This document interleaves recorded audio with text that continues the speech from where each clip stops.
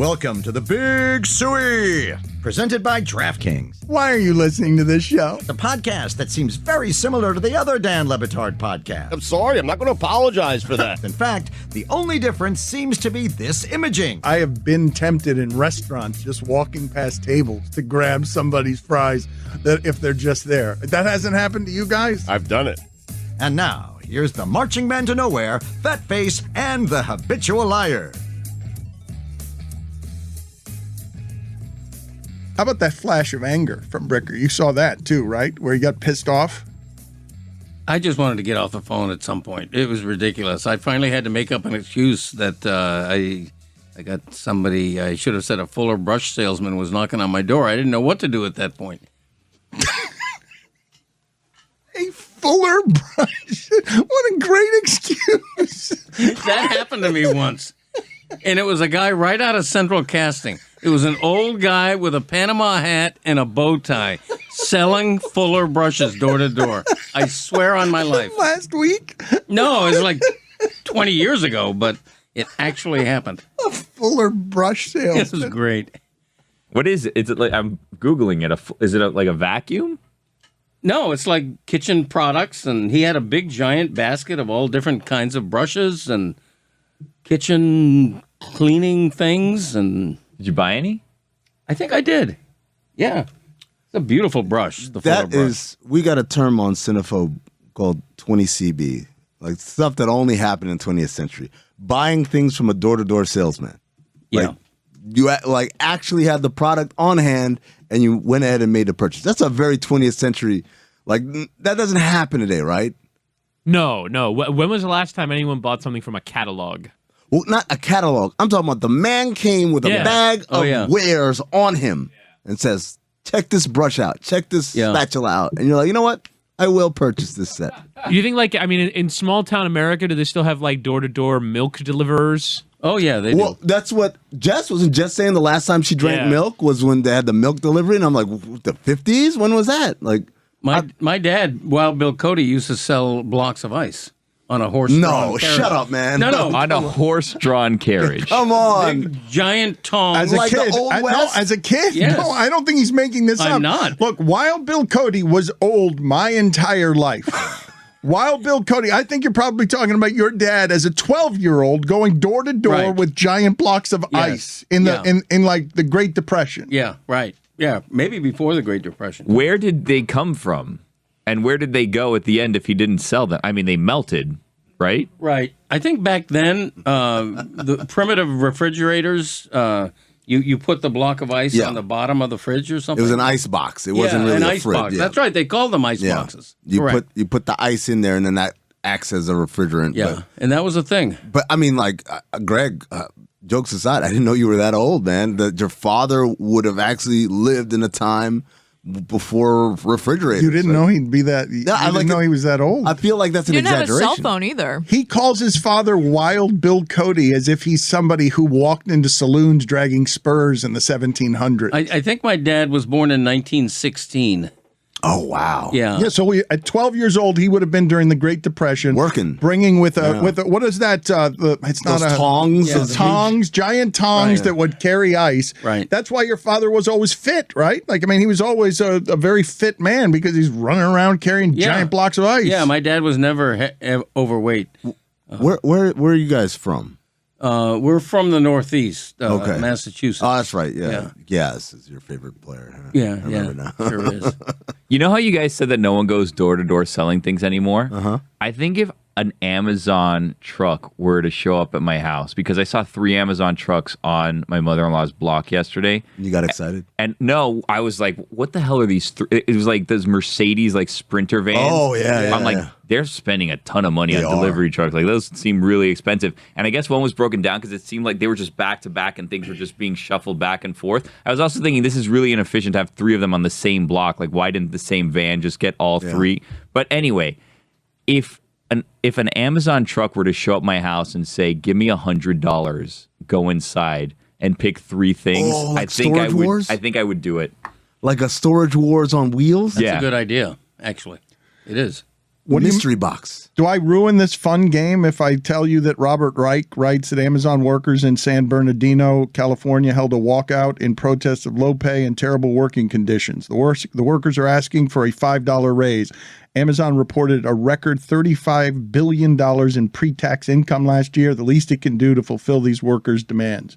The trucks are bouncing into each other in every neighborhood because we all have become dependent on Amazon and also Apple, which has figured out because they've got all the money in the world. Hey, you guys want 6 subscribers on a single plan? We'll do that for you. We're Apple. We can put 6 passwords on one plan if you guys want to share this. I'm glad you didn't ruin the game. Do you think, if you were to look into Greg's mirror where he only saw brown hair, do you think you ruined the game? Yes. Can we fix it? I don't know. It's ruined. It's all over. Can we fix it? I do feel like I ruined the game. Yeah, now. I'm you looking ruined in the mirror and I'm feeling very self-conscious Ruined it. by throwing in Amazon workers. Let's play the game again. Let's start the game again. So yesterday, I was driving down my mother-in-law's block. I saw 3 Amazon trucks. You got excited. I didn't order anything, so I wasn't sure, but I thought it was weird because there was 3 of them on the same block, right? But 2 of them were backed up right against each other, and they had their back doors open. They were just kind of passing things back and forth. So Greg before was talking about door-to-door salesmen, and I was thinking, if this Amazon truck drove up to my house, and they said, like, give me $100, you get to go inside and pick 3 things. Ooh, like Storage Wars. Yeah, I think I'd do it. But on wheels. That's a great game. Tell me how to play it. It's a good idea. Billy had a great idea there. Patent it. Does it ruin that game if I do this? Because Amazon's really taking over here. They've decided to own all of commerce. And Robert Reich writes, You're Amazon gonna do this again? Amazon workers in San Bernardino, California, it's important that people know this, held a walkout today in protest of low pay and terrible working conditions. The workers are asking for a $5 raise. $35 billion pre-tax income last year. Yeah, I think you ruined the game. Ruiner. Dan, I think I can save the game. Billy, if you walk into that truck, are the boxes brown, Amazon brown, or can you see what's inside them? No. Oh, no. You can't. It's just the box? You're picking a box. You're shaking it. How heavy is it? Shaking it. So it's not like the way the box would show up. So you don't see any brand names, nothing. No, it's the Amazon box. It's Let's Make a Deal. It's the brown basically. Amazon box with that black tape that says Amazon, Prime on it. Do I ruin the game if I say that I saw a Daily Mail story from last week that a family in New Zealand bought a storage unit and found human remains? Oh, I inside? saw that story, and I thought of you. Yeah, that's the me too. weird thing. That's That's- dark. yeah. That's dark. But thank you. It's weird because you did ruin the game. I saw a story that they found a bunch of cocaine and it was turned in. Like this week. Yes, it was 55 bags of it, correct? all of it, Dano. What? Not all of it was turned in, Dano. It was Out on the Keys, yeah. I was on the boat this week. 50 bags were Did you turned find out who's who and what's what? Always do.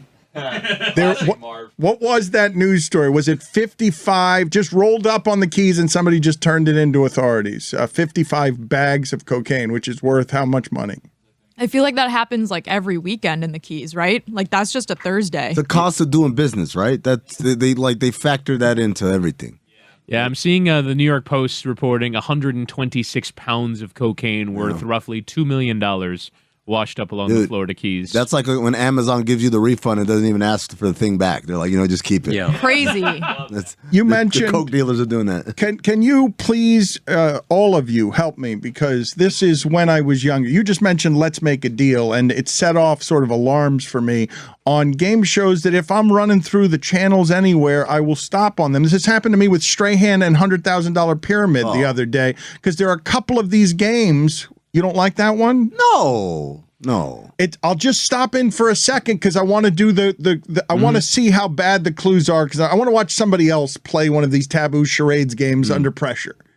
And when you said Let's Make a Deal, everyone can get around Let's Make a Deal, I feel like. Wayne Brady's great.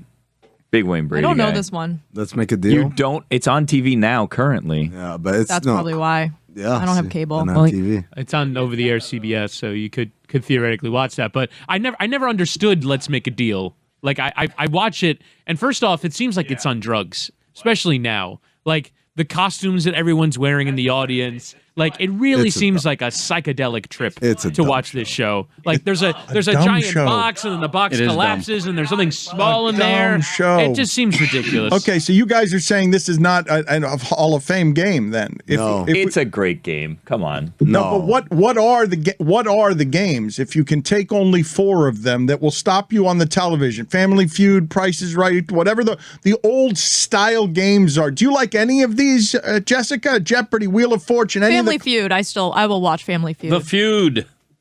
Family Feud. I like Jeopardy. I haven't watched it in the last 2 years, probably. You know what? I'll be honest. It's not the same with Alex Trebek. I can't. I tried. I I agree. tried with what's her name? Big Bang Theory. Not good. Yeah. I tried with Terrible. I like- with Football Guy. Not. I not like so watching good. the reruns on Netflix because there's no commercials. There's so many commercials during Yeah, primetime Jeopardy, yeah. game shows like that. So I have a Takes question. Me out of it. I have a question for you. You like watching it on Netflix. Like, how do you watch it? Do you watch it by yourself or do you watch it in groups? And then do you go back and rewatch the same episode you already saw when people are around and like, wow, Jessica's so smart. She knows all the answers because you kind of That's just a brilliant idea. Yeah. No, I watch it like I watch all my other shows, which is laying horizontal in bed at 8 p.m. while holding my phone watching TikTok. Yeah, do you hold it sideways? Do you hold your laptop sideways? No, so the TV's on with Jeopardy. Uh-huh. The laptop's next to me, online shopping. The phone's in my hand, Got it. TikTok. It's Wow. just an adrenaline rush of stimuli. I don't know. Does your brain rest? I have not had a silent moment of reflection in probably 7 years. Dan Le Batard. You sure Stan is okay with this and on board with this? Or, maybe he's cursing you on the way home? I don't know. I'm just saying. He might be a little sensitive, Yeah. as most fat people are. Him leaving the top rope. Fat was harsh. I take that back. As most heavy people are. Big boned. Big boned. Stugats. Do people have bigger bones than other people? No, right? No, it was a myth. That's not a thing. No. Right? We all have different skeletons, though. Your femur's not the same size as my femur. You know what I mean? Baby. Baby. Femur is a leg. Why I know, are it you is. guys? Why are you going guys baby? babying? Whenever it? anybody says baby, I feel like I have to say it. felt too. like it fit. I definitely have the smallest femur.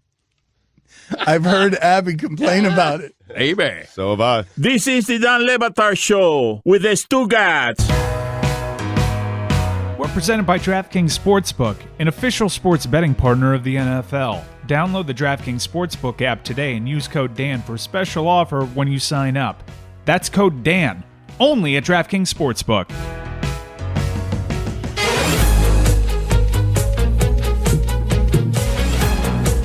I love this music. I love it.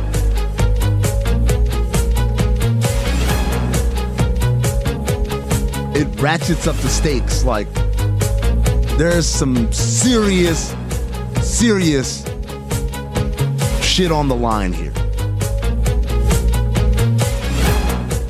I love steak. Montage music also. Really good montage music. Getting better. Working the numbers. Oh my God, speaking of which, I saw 5 minutes of a Rocky movie last night. Which one? I don't know. What happened in it? So I actually had a revelation. Are we rolling? I Is can this save on it the for air? air. Okay. Let me go I back. thought we were rolling. I thought we were on air. I don't think Yeah, we anyone's are. ready. We are? Okay. I made a revelation while watching said Rocky film, which was on AMC, which I had left on because I was watching the finale of Better Call Saul, which also, revelation yesterday that Mike, your TV takes on Better Call Saul. Not just that show. Many Mike's shows. takes this week have been really. I think we need to start coming in with somebody, one person, either a day or a week, has to come in with a shockingly radical take. Because this week, Mike Ryan has gotten buried. Oh, no, I was very clearly wrong. Apparently, I should have given it 19 hours. I'm talking about The Wire. Yeah. What? I'm honest. No, What in no, art let's not do should this. I sit through 17 mediocre hours of before it actually starts getting good for me? What do you want? You watched season 1 and you were like, this is not Yes. good. Yeah, but I stuck with it because people told me to stick Wait. with it. No, I'm And gonna tell I you right watched now. half of season 2. If you didn't like season 1, it's just not for you, man. Yes, I know. It's not for me. But you can't It's call not. it Here's the trash. thing: The Wire is not for everybody. You called Hamilton trash. Hamilton is trash, though. Oh my God. Hamilton is trash. These were all on my top 5 list of corrections. Well, let's do from this right yesterday. now. Let's do it right now. Should I give my Rocky revelation first? My revelation was that, so growing up, everyone in my family talked about this fabled 50th birthday party that my grandma had when she turned 50, and they had a stripper there, and his name was the Italian Stallion. Nice. And she always talks about the Italian Stallion and how she grabbed his buns, and they were the best buns she's ever felt in her life. Fresh baked? So, like, I'm watching Rocky last night, and he comes out with his robe on, and his robe says Italian Stallion. Yeah. I had no idea that the Italian Stallion moniker came from Rocky, and the stripper appropriated What it a great thing for my to grandma's learn. 50th birthday. I'm also gonna blow your mind right now. Sylvester Stallone starred in a porno movie. Yes, he did. As the Italian. It was Stallion. softcore, What? though. Softcore. No, he did. But it was still. It was porn. softcore. Yeah. Was So there full Patrick frontal, Duffy. though? Not for him. No. Softcore. Why did you feel the need to repeat it was softcore? Because you said it like it was 7 softcore. times. I'm softcore. I'm an expert on this. It's like you're softcore. defending Softcore. You don't see Sylvester penetration. It's a big Yeah, deal. I mean, like, when you say, "Oh, Sylvester Yeah. Stallone was in a porno," like, you know, Yeah, you picture things that Porno. you don't picture if it's softcore. I No, agree. it was a porn. It's pornographic in nature, but it was just tasteful. Softcore. And he was the Italian Stallion? The Italian Stallion, in the And then words they of Carl made Weathers. that his name in Rocky? Wow. He wrote Rocky. You know that, right? No, I know nothing about the he Rockies. wrote Rocky. There was a Black George Washington, which I think you may have referenced on yesterday's show. Yeah, top 5 presidents. So Jessica, here's the deal with Rocky. That was in Hamilton, though. There wasn't a Black George Yeah. Washington. No, there is in Rocky because Yes. George Washington Carver, too. Apollo Creed comes out dressed as George Washington because the fight is on Yes. July 4th, right? Yes, that was it. Yes. And then I turned it off after. Oh, but man, before they that's started Rocky fighting, too. I didn't want to see people get Sorry, hurt. That was confused. Rocky There's too. a Black George Washington in Hamilton. Yeah. We won't tell you who Correct. won. Better Black George Washington in Rocky 2, though. No. The Count of Montefisto. That's a good nickname. God. It's a ridiculous I nickname. love that. That's his nickname. That's so Apollo Creed. Also sounds like a porn movie. Oh my God! Go home. Greg! I'm sorry. Does it not? It's right there for all of us, and he ran with it. Thank you. Hubble, stuff. hubble. Hey, why is this music playing? I love that this music is Love playing. this music. I miss music on our show desperately. And I've been asking for us to buy the rights to Debbie Deb for I don't know how long. So I could how much just does have- it cost? I don't know, but evidently too much for us to spend it because I've only been asking for about 12 months. But you can't ask for 12. You have to pretend like you don't want it. You know what I mean? Like, it has to be the thing in the storage unit that you didn't want to find. You're like, I'll give you $5. And oh, Debbie Deb's in there. You know what I mean? Not Debbie Deb, but the song. You know what I mean? She's If in you're there. constantly saying, like, I want this, I want this, I want this, then Debbie Deb's, people are going to be wise to it. If Debbie Deb has people, are going to be wise to it, and then it's going to cost a lot more. I know what this music means. It means winning Wednesday. Yeah. Well, wait, I want to get to Jessica's top 5 observations from yesterday's show because I Let do. the music rock. I'm sorry. Winning Wednesday need the music? He pushed off winning. Yeah, does winning Wednesday need the music? I mean, come on. Number 5. Roy is a Dolphins fan now? Since when? This was shocking yesterday. I don't know what happened yesterday. I've not known Roy's football allegiances the entire time we've spent in this studio. Had no Racist. idea. Number 4. Mike and his Better Call Saul. I already know what happened, so I don't want to watch it. Take Mike. In the first episode of Breaking Bad, you find out that Walter White is going to die. Yeah. And there's still 5 seasons of really good TV. Throw it all away. Number 3. Yes, Dan. Wait. Within the show, though, the timeline, like he thought he was going to die, and then within the show, spoiler alert, he finds out he's not going to die, and then we continue forward. No, he has terminal lung cancer. He just has more time than they tell him in the first episode. But, like, he's going to die. Like, he doesn't have long to live. He's not going to have a happy ending. But it's presented like he's going to die from that, and then things happen. He kind of... Well, I don't want to so spoil, things spoil happen. the end, but, like, Oh. he is dying when he Oh, a decides TV to do show what he and does in the things last happen? episode. I would love... Okay, look, I'm not telling you, like I'm telling you with certainty that The Wire is not for me, and I didn't like it, and I thought it was bad. I just haven't gotten around to Better Call Saul because there's a lot of episodes. I have to be very Mike, judicious. bad. It took me 5 nights to finish Heat. Mike, Like, you I'm can't- a but little you can't washed go here. bad. I don't understand why you guys insist on No, The going Wire was bad for me. terrible on Hamilton I'm sorry. and Hamilton is bad I feel like on this is a pretty Breaking good law. Bad. If it takes 17 hours and it still doesn't grab you, you can call it a They night. never talk right? They never have one line of just regular dialogue. Number 3, Dan, weed is legal now, so I don't think that that's probably why people don't react that much when not everywhere though. Not everywhere. But I think we always get in the argument that's like, when did this become okay now? It's like, well, because it's been legal in a lot of places for a while. I agree. Weed? It's not everywhere. There's still places where you go and you're like, wow, I feel like it's 2005. This is crazy. But that much weed is still jarring. Like, it is. But there's not still as many jarring. people being like, oh my God, they smoke weed. They're They're going to sit on the couch and be lazy and eat snacks all day. Like, that kind of stigma's gone. I understand that stigma is gone. I'm still stunned to see how it's fallen, and all everyone needed was government permission to make it something that's okay. These weren't roaches. Foot-long stogies. Like, Which $5 foot long. I'm so over that shit, by the way. I can't walk into a Subway and get a sandwich for less than like $15. It's insane. $5 foot long is a thing of the past. Jared it up for all of us. Yeah, he did. Number 2, again, Dan. Yes, Will Smith is more famous than Ezra Miller. My sister literally lives in Angola, and her cab driver the day after the Oscars was like, did you see what Will Smith did? Like, it was an international headline. It was live on television. It involved 2 extremely famous international celebrities. We all saw it live. I didn't know who Ezra Miller was until like last week. I still don't really know what movies I can't believe that's the objection you had from our inability to navigate that segment. What's number 1? I'm trying my best. I will never take musical takes from this room from self-proclaimed musical haters ever. Stay out of my lane, Amin. I don't come to you talking about the NBA. Don't come on this show talking about musicals. I didn't say I know musicals. I just said Hamilton's trash. That's all I said. By the way, Juju has a correction that he'd like to chime in with. Ooh. What's up, y'all?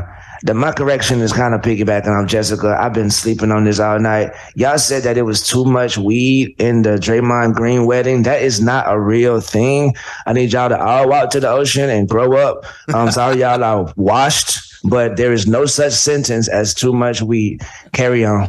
Thank you, Juju. We appreciate your insights here. Time for a winning Wednesday. Get that music. I do think we need too much weed winning Wednesday with Juju now. I do believe that's something that we have to have, but instead we're going with the Fony. We're riding with the Fony. Tony has delusional confidence about his picks. We pick directly against Dan, him. I hit a parlay. I don't know what delusional confidence you're talking about. We hit the parlay with going opposite your picks. That's the point. I'm giving you guys winners. Like, I don't get what's happening. I thought we actually won 2 days in a row. Mike, I don't know what happened in... what happened is you flew too close to the sun, Dan, and you wanted to double down, and you wanted to do like a winning Thursday, when the thing is, it's a winning Wednesday. Right. Starts with a W. The whole point of this is alliteration, Dan. Come on. Don't screw it up. What do you not get? You don't want to press right away. You want to press a week later. Regardless, we won a Fony. We won a fade Tony, and now what are your guarantees here for a winning Wednesday? We've been really bad. We've won only a couple of these. We're like 2-16 or something ridiculous. Yeah, but parlays, these are juicy. Yeah. Parlays are juicy. They help you a little bit. So go ahead, give them what you got. All right, Dan, I'm staying in the MLB. Obviously, I've been red hot. I had my lock of the century. Angels 1-12 a couple of We did not use that one. Your lock of the century, the Angels 1-12 by a run, and you had them winning by more than a run. That was not a lock. Well, no, I had a money line. Hold on. I had a money line, but that's a different story. But based on the rules of the Fony, we would have lost. Mm-hmm. Correct, but I still win. So, today I've got the red hot Marlins. Plus 1.5 today against the Padres. They're looking for the sweep. I'm all over the Marlins. Okay, so we will take the Padres. And are we taking the Padres on? We're taking the run line. He said plus 1.5 for Marlins, so we're taking minus 1.5 for Padres. Padres sending Mike Clevenger out on the bump today. Who's pitching for the Marlins? Pablo Lopez. Dano. Uh-oh. Yeah. Remember, the Padres have to win by 2 or more. I'm saying that just for Dan, who's been struggling with the concept of run lines lately. Marlins snapped a streak yesterday of like 16 games or something in a row where they hadn't scored more than 3 runs. I think it was like the first time since like 19. I think it was 17 games. One. Yeah, 17 games that they had in. The record was 19. Yeah. That team's offense, Billy, I've been wanting to talk to you about it all week.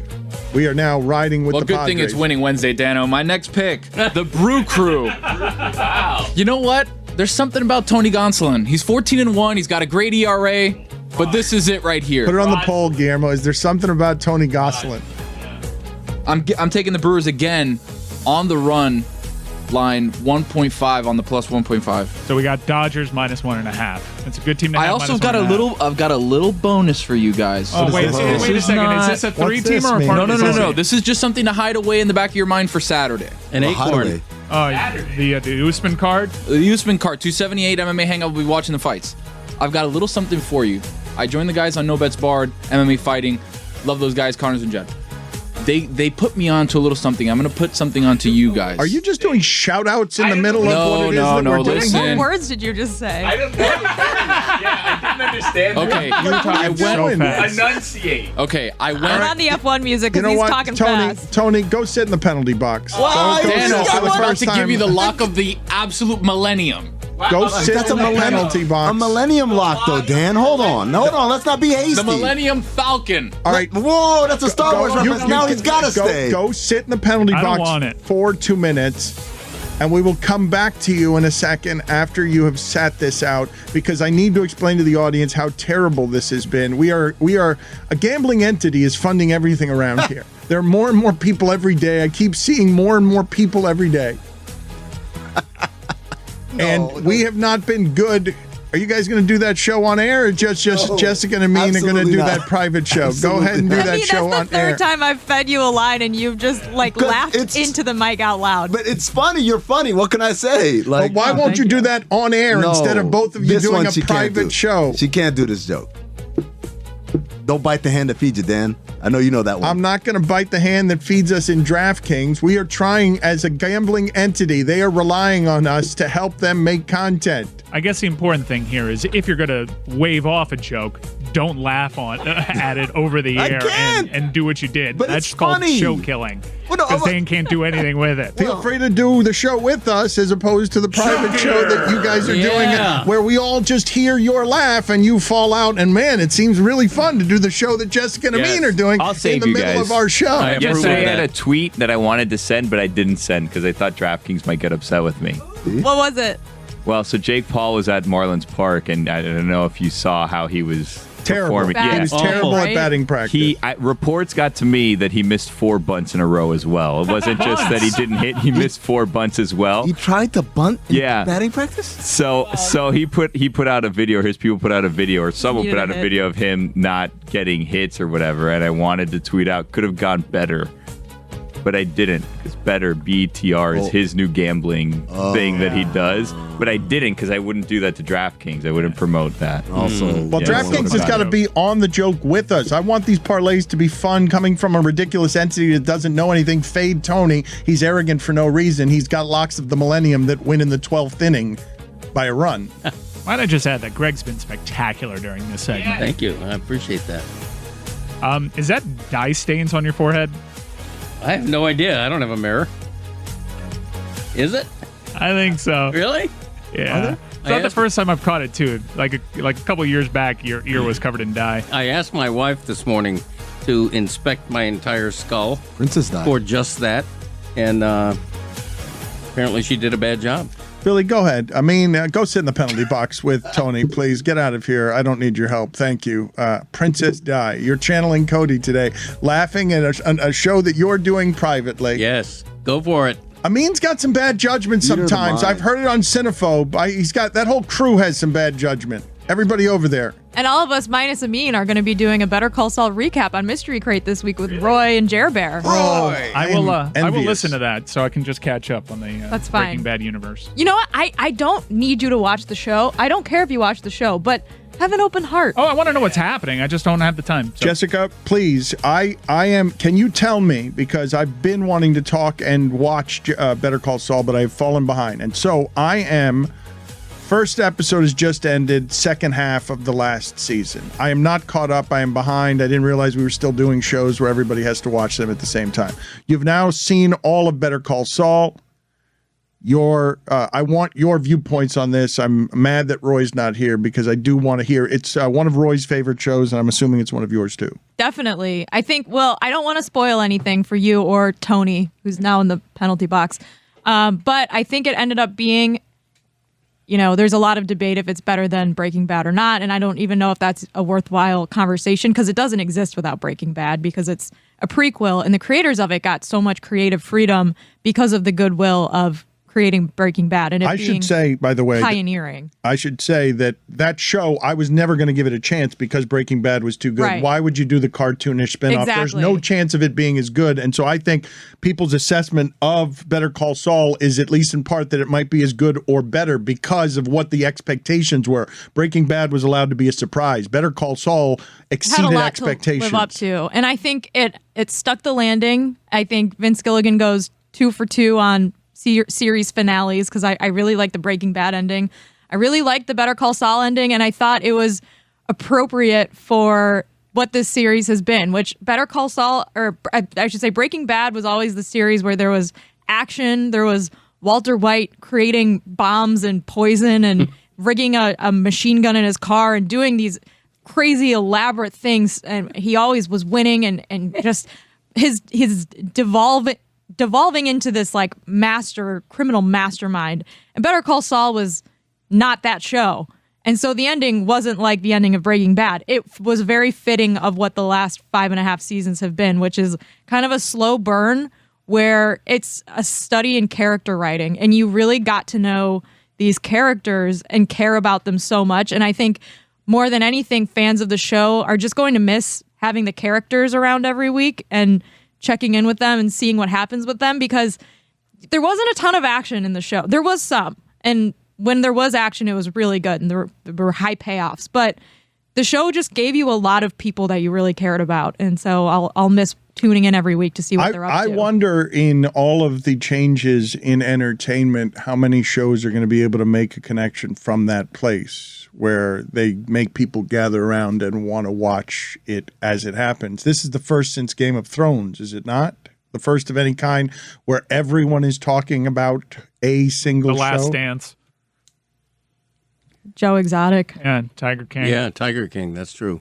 Do you want? No, it is true though. It does harken back to a time where if we're like in the 2010s, we called it like the golden age of television, and now we're like in the late stages of that. I've heard TV people call it like the platinum age because now there's so much stuff and it's like normal to have these big budget shows like this Lord of the Rings show that's coming out in a couple weeks, and it's not as shocking as it was when Game of Thrones first came out and had these big budget, like the Battle of the Bastards episode. Like these things are happening more and more on TV now. And so we're like post golden age and now we're just in the age of television rules everything and it's supreme. But in that happening, there's so much fragmentation of audiences that it does. Like, I don't think Better Call Saul had insane ratings. I don't think it probably was watched by as many people even as Game of Thrones or some other shows. But if you have a show that has a really dedicated cult following that is going to tune in, they're going to create like spin-off podcasts, they're going to be really engaged on social media and on Reddit, like that's a really successful show. And they're able to do that show, carry it out until the end. They no one told them like, all right, this is the last season. Like they were able to tell the story they wanted to tell. And that's really rare on TV these days because a lot of creators don't get the chance to let that story ride out the way that they want to. And so it kind of is a lesson in like letting creators just create stuff and not worrying so much. Like the first season of Better Call Saul was good, but it certainly wasn't the most electric 10 episodes of TV I've ever watched. This is why I'm worried about what is happening in the streaming business as HBO cuts back. Because when you mention Game of Thrones, I'm assuming Game of Thrones, epic, wonderful, everything else that everyone says about Game of Thrones, I'm assuming that reached as many people as it did because HBO has a business model. That doesn't matter, Dano. Lock of the millennium. Again, I'll say it for everybody. Million subscribers. I'll say it for everybody that didn't hear me the first time. I was on No Bets Barred, MMA Fighting's podcast. They go through the UFC cards. We bet. We do a lot of stuff. I was put onto the gospel of flyweight unders, and I'm giving it to you guys. I'm giving you guys the news a la God's breath. Every time, flyweight bouts, they're always unders, okay? There's always unders in flyweight bouts. So I'm going to go... Counterintuitive. Those guys fight to the death. Right. But the point is that there's usually a finish on the under. So, just to put a little bit in the back of your mind, Saturday night, if you want to put in a wager on DraftKings, Amir Albazi versus Francisco Figueiredo, flyweight bout in the prelims, under 2.5 rounds, it's giving you a nice plus 115. So we take the over. Thank you. Love that pick.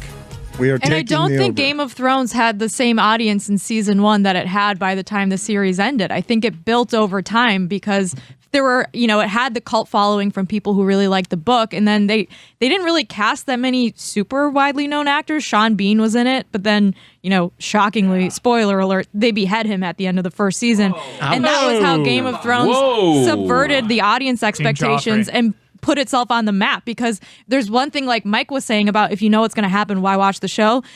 For so long, the convention in movies and in TV was like, well, the big ticket actor, the main character, like they're gonna survive. Like at the very least, like they have to be in the show. And Game of Thrones was like, no, actually, we're gonna behead him, and you're gonna meet all these new people in season 2. And then they continued to do like, these subversive season finales or penultimate episodes where they just killed all the main characters and then were able to replace them with even better, amazing characters. But then, unfortunately, George R.R. Martin was not keeping up with the show's pace. They ran out of book. And they ran out of book. And the last season sucked. It was awful. It was the most jarring thing ever because I went from like being this huge Game of Thrones fan. It's like the only thing I thought about. It's hard to get the ending right I on was Epic obsessed with Game of Thrones. I watched the season finale and I literally buried Game of Thrones into the back of my brain for like 8 months. I didn't even think about it. I was so mad. I was like, I'm never thinking about this again. You know that Forgot meme? It existed for a while. It's a picture of a horse, and like at the start, Yes. the horse's head is Yes. very detailed and lifelike.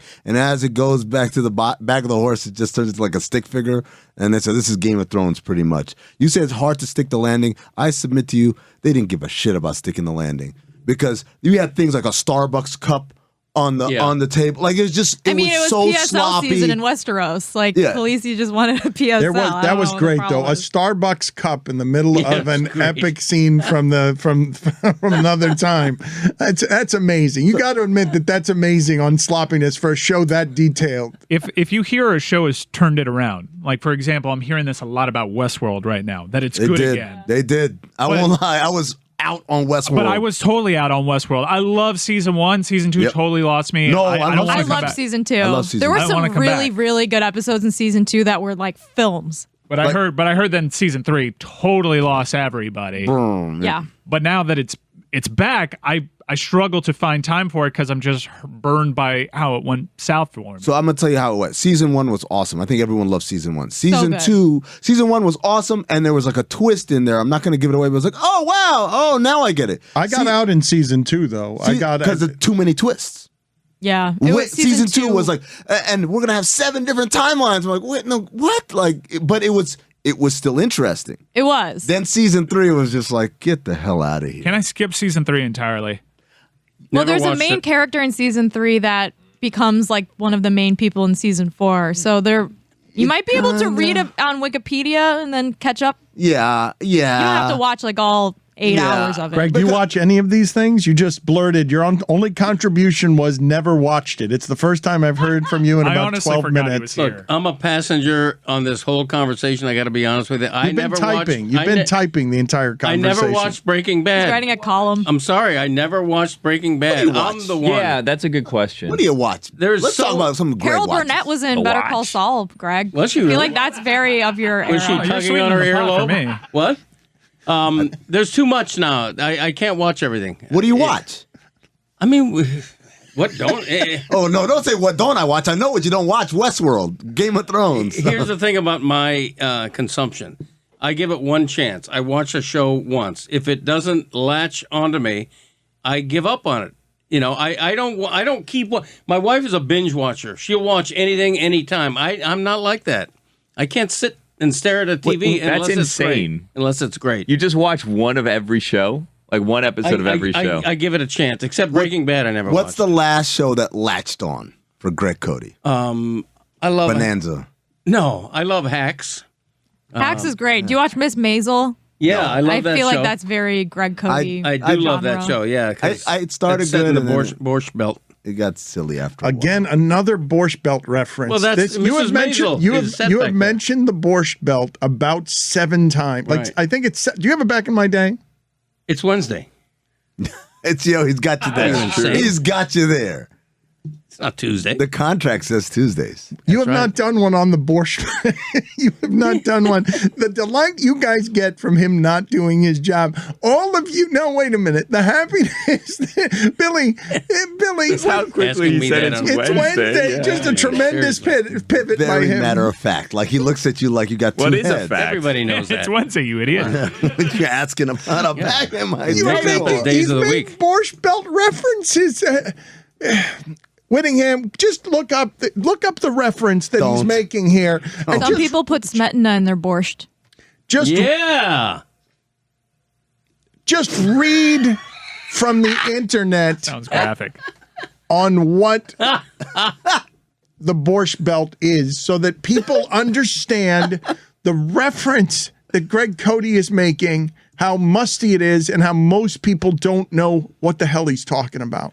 The Borscht Belt is a colloquial term for the mostly defunct summer resorts of the Catskill Mountains and part of Sullivan, Orange, and Ulster counties, straddling both upstate New York and the northern edges of the New York metropolitan area in the United States. Which is exactly where Mrs. Maisel is Yeah. situated. The Catskills. Yep. Prior to that show, I always assumed the Borscht Belt was around Wisconsin because I thought it was like a sausage meat. No, it's like a stew, right? Makes Right? it Borscht. Borscht. I thought that was a soup. It's beets. It's like a beet soup. Oh, disgusting. it is. It's a beet soup. isn't it a Russian soup of some Correct. sort? Yeah, it's beet. Beets are not for me. I'm not a beet fan. I'm more I like love beet it. beets. Do you really? All right, so you're offbeat. Greg, I feel like you're definitely of the Murder, She Wrote, Columbo, Magnum P.I. era also. I used to like Columbo.